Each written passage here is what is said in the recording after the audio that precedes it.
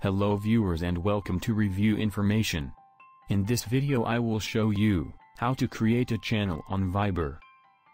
Subscribe to my channel and hit the bell icon to get notified any updates. To begin, open Viber on your phone. Then tap the purple chat button from the bottom. From the top, tap on New Channel. From the startup page, tap on Create a Channel. Now tap on the camera to add a channel icon. You can either take a new photo, or select one from your gallery. Choose a photo. Then resize and position it. And then tap the Save button. Tap on Name your channel. And enter the name of your channel. You can enter a description to describe your channel.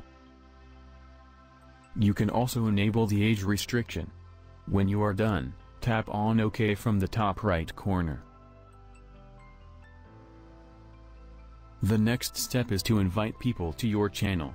You can select up to 50 contacts. After selecting, tap on the OK button from the bottom. Your channel has been created. Now you can share photos or videos, create a poll, send location, and many more. From the top, you can invite more contacts to your channel. To get more options, tap the channel name from the top. From here you can change channel-related settings. And also leave and delete the channel.